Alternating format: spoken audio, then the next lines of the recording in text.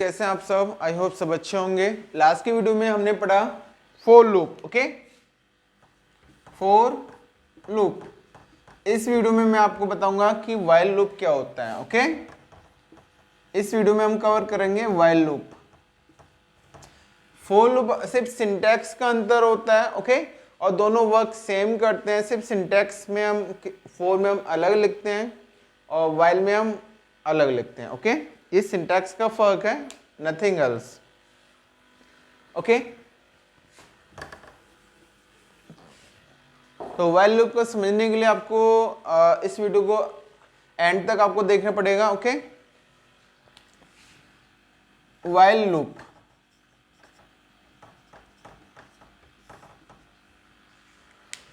While loop का syntax क्या होता है? व्हाइल लूप का सिंटैक्स देखिए यहां पर,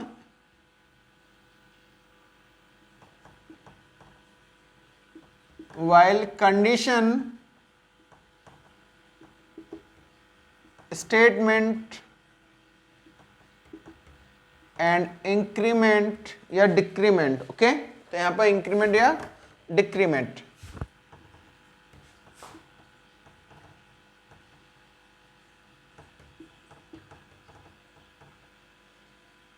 इंक्रीमेंट या डिक्रीमेंट। ओके, यहां पर इनिशियल वैल्यू होगी हमारी, क्योंकि लूपिंग का कॉन्सेप्ट ये कहता है कि आपको स्टार्टिंग पॉइंट पता होने चाहिए। ओके, स्टार्टिंग और एंडिंग पॉइंट यदि आपको मालूम है तो आप लूप का कॉन्सेप्ट अप्लाई कर सकते हैं। आपको यदि ये नहीं पता कि स्टार्टिंग पॉइंट क्या है, एंडिंग पॉइंट क्या है, तो उस केस में आपको यूज नहीं कर सकते। ओके, तो ये हमारा सिंटैक्स है। ओके, चलिए स्टार्ट करते हैं। इसमें कुछ प्रोग्राम्स हैं, देखते हैं। ओके, ज्यादातर प्रोग्राम से ज्यादा समझ आता है।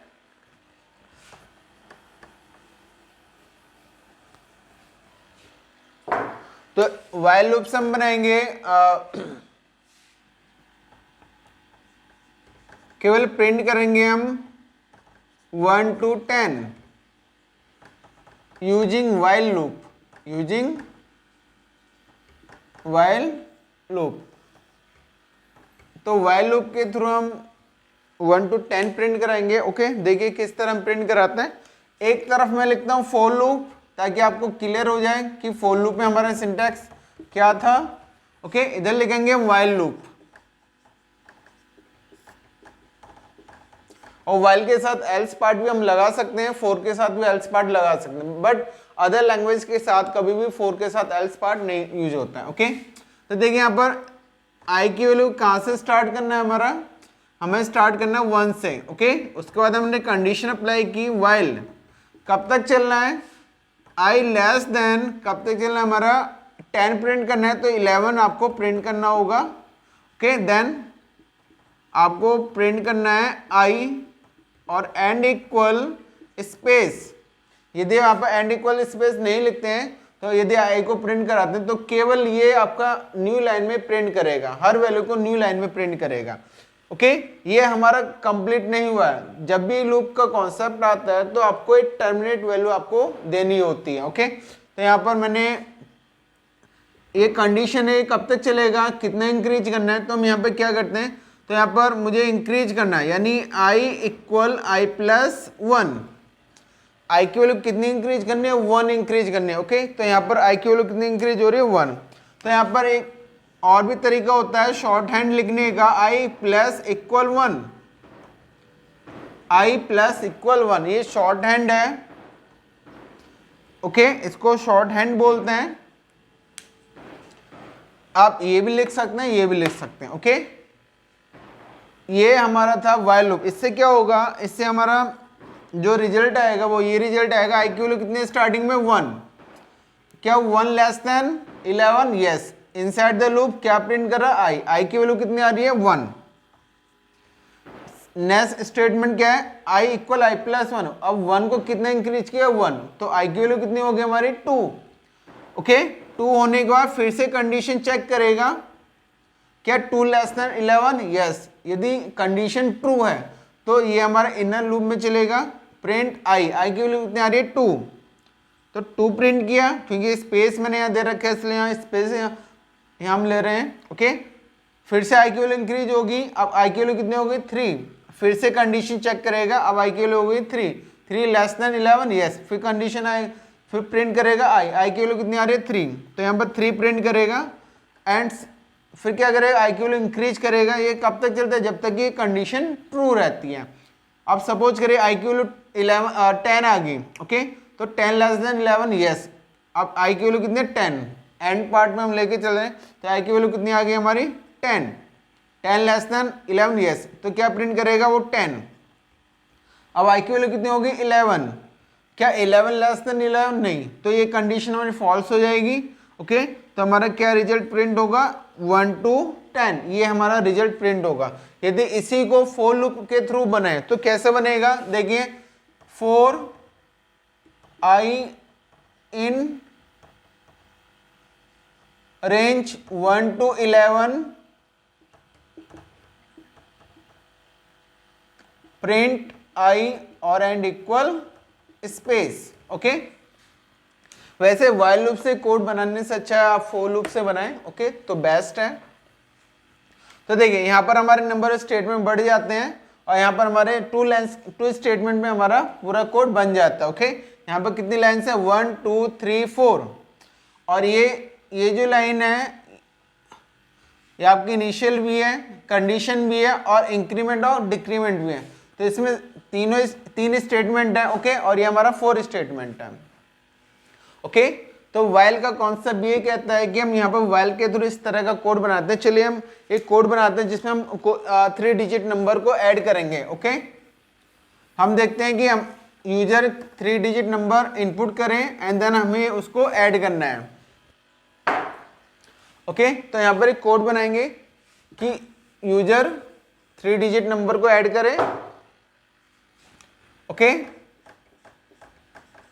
और write a program to enter 3 digit number and sum of each digit.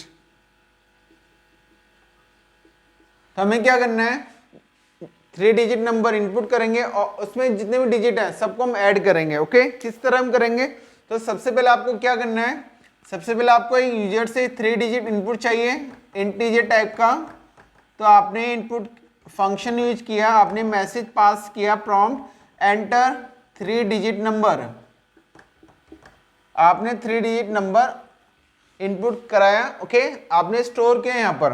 तो क्योंकि हमें सम करना है, हर डिजिट को सम करना है, तो हमें क्या, जब भी आपको सम करना होता है तो उस केस में क्या होगा, आपको एक वेरिएबल लेना पड़ेगा 0, कोई वेरिएबल लेना पड़ेगा, उसकी वैल्यू को 0 से असाइन करना होगा। क्यों करना होगा, क्योंकि हम मान लेते हैं कि गार्बेज वैल्यू, यदि हम आप s को 0 से असाइन नहीं करेंगे तो वो कोई ना कोई गार्बेज वैल्यू ले लेगा, ओके, जिससे क्या होगा, जो हमारा रिजल्ट आना चाहिए वो हमारा रिजल्ट नहीं आ पाएगा।